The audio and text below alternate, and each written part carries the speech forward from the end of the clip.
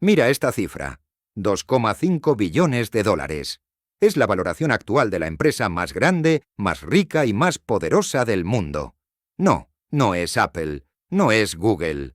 Es una compañía que bombea el recurso más codiciado del planeta, el que mueve la economía global. Su nombre es Saudi Aramco. Pero esta no es solo la historia de una empresa, es la historia de un reino que, hace 100 años, era un desierto pobre, olvidado y sin valor.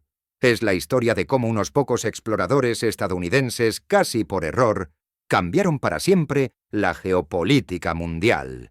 Y sobre todo es la historia de cómo la codicia por el oro negro provocó la peor crisis energética que ha conocido la humanidad.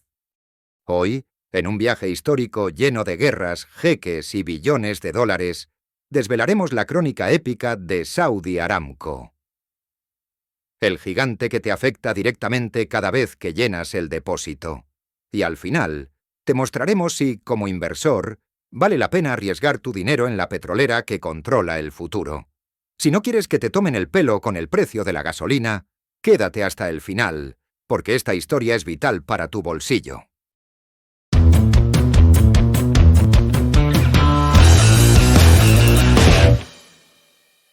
Para entender a Aramco, primero hay que entender cómo y por qué nació Arabia Saudí.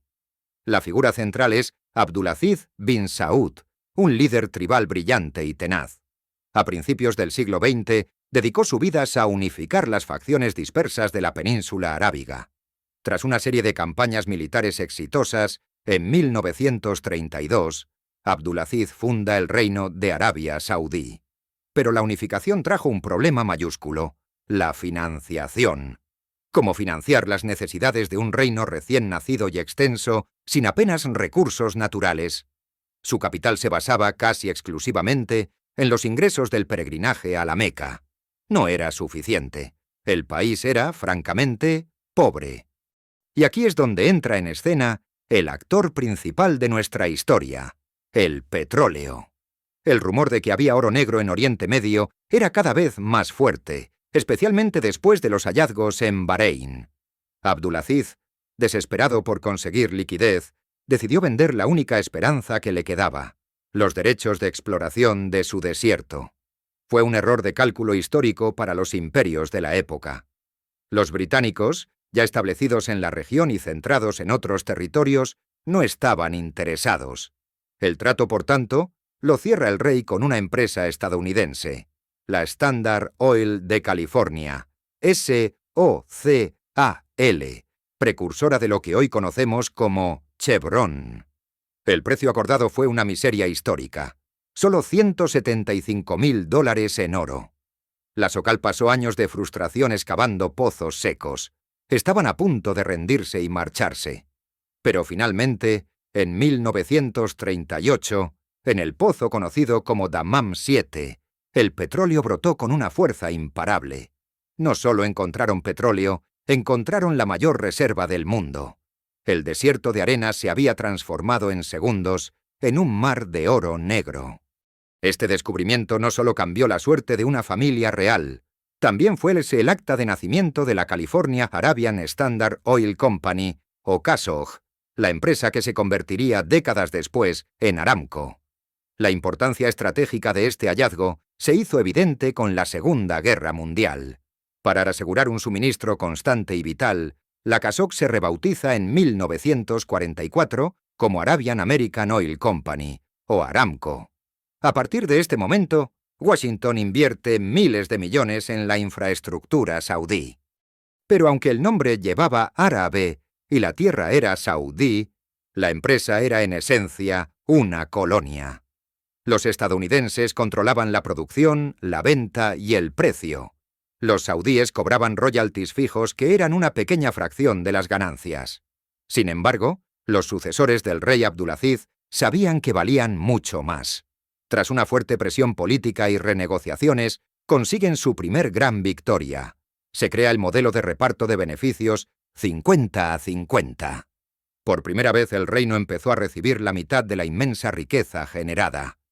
Aramco se convierte rápidamente en una de las principales productoras, pero aún así, su producción era controlada por un cártel occidental conocido como las Siete Hermanas, las gigantes que dominaban el mercado global. Esta sumisión al control extranjero no gustaba a nadie. El hartazgo de varios países productores de petróleo, tanto de Oriente Medio como de Latinoamérica, culminó en 1960 con la creación de la OPEP, Organización de Países Exportadores de Petróleo, liderada por Arabia Saudí y Venezuela. El objetivo era claro: recuperar el control de su recurso, arrebatar la fijación de precios a las 7 hermanas y trabajar juntos. Lo que no sabían es que este nuevo cártel se convertiría una década después en un arma de guerra total. El año 1973 marca el punto de inflexión. El conflicto árabe-israelí, conocido como la Guerra de Yom Kippur, se convirtió en el catalizador perfecto. En represalia por el apoyo militar y económico de Occidente a Israel, la OPEP, liderada por Arabia Saudí, hace lo impensable: utiliza el petróleo como arma política. El embargo petrolífero que siguió fue brutal. Paralizó a Occidente. Vimos filas interminables en gasolineras, se instauraron el racionamiento y los domingos sin coches. La inflación se disparó y el pánico global se instaló en las calles.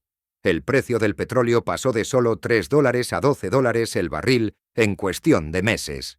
El mundo entero se dio cuenta, por las malas, de quién tenía el verdadero poder. Aprovechando la conmoción global, Arabia Saudí aprieta el gatillo. En un proceso gradual, compran el resto de la participación que aún mantenían las empresas estadounidenses. Finalmente, en 1980, el reino toma el control total. La empresa pasa a llamarse, de manera definitiva, Saudi Aramco. Desde ese momento, el Estado y la petrolera se fusionan en una sola entidad. La historia del reino saudí es la historia de Aramco. El país depende de esta empresa para conseguir más del 90% de sus ingresos por exportación y cerca de la mitad de su Producto Interno Bruto. Es literalmente el corazón, el cerebro y la billetera del Estado. Si este video te aporta valor, regálanos un like y suscríbete para no perderte nuestros futuros videos. Esta riqueza descomunal vino con una trampa, la llamada maldición del petróleo. La extrema dependencia de un solo recurso frenó la diversificación económica del país, lo hizo vulnerable a las caídas del precio global y alimentó la corrupción. El país se da cuenta de que no puede seguir así eternamente. La era del petróleo eventualmente terminará. El arquitecto del cambio es el príncipe heredero Mohammed bin Salman, MBS. Él entiende que la transición energética es inevitable. Su respuesta es un plan ambicioso llamado Visión 2030, un proyecto para diversificar la economía saudí, invirtiendo en turismo, tecnología y ciudades futuristas como Neomeo. Pero para financiar un plan de este calibre, el reino necesitaba una inyección masiva de capital. ¿Cómo conseguirla? Vendiendo una pequeña parte de su joya de la corona. MBS anunció el IPO del siglo, la oferta pública inicial de Aramco. El objetivo inicial era vender un 5% de la compañía y alcanzar una valoración de $2 billones, algo nunca visto. Sin embargo, el mercado internacional fue más cauteloso de lo esperado. Los grandes inversores temían el enorme riesgo político. La empresa está controlada totalmente por el Estado. Y por encima de todo, temían el riesgo climático, es decir, el futuro incierto de los combustibles fósiles.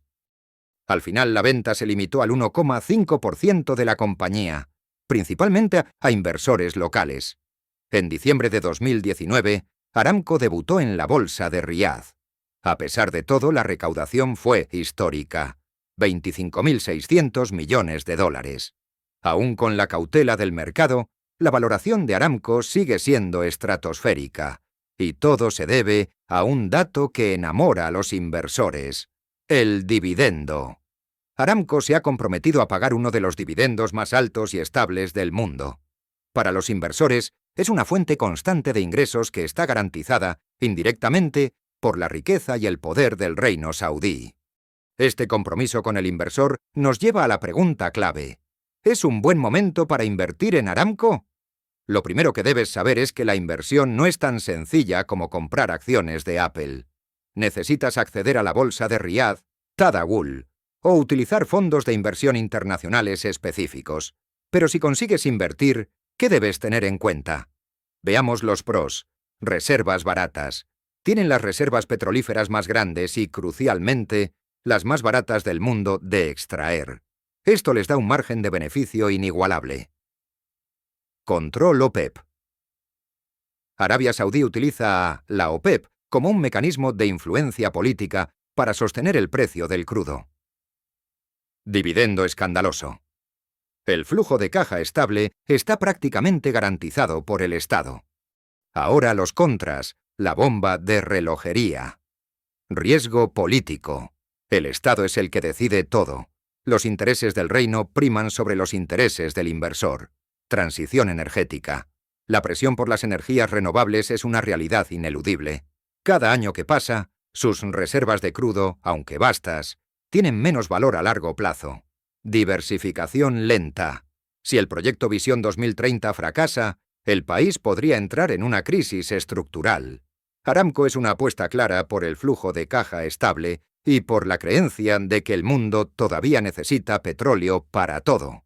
No es una acción de crecimiento rápido, es una acción de valor para inversores que creen que la descarbonización será un proceso lento, muy lento, y que buscan rentabilidad por dividendo a corto y medio plazo. ¿Cómo se verá este gigante en 20 años?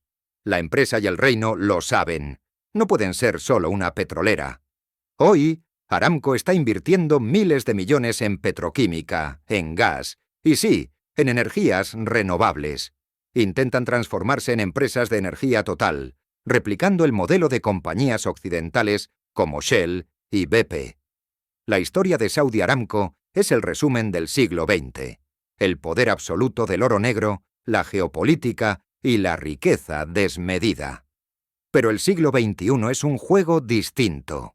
El gigante del desierto ha cimentado la riqueza de un reino, pero ahora debe cimentar su propia supervivencia en un mundo que busca desesperadamente dejar atrás los combustibles fósiles. Su futuro no depende del tamaño de sus reservas, sino de su velocidad para cambiar, y es esta carrera contra el tiempo la que dictará no solo el precio de tu gasolina, sino la geopolítica global de los próximos 50 años. ¿Crees que la visión 2030 de Mohammed bin Salman funcionará y convertirá a Saudi Aramco en un imperio energético sostenible? ¿O acabará siendo un dinosaurio de la energía? Déjamelo saber en los comentarios.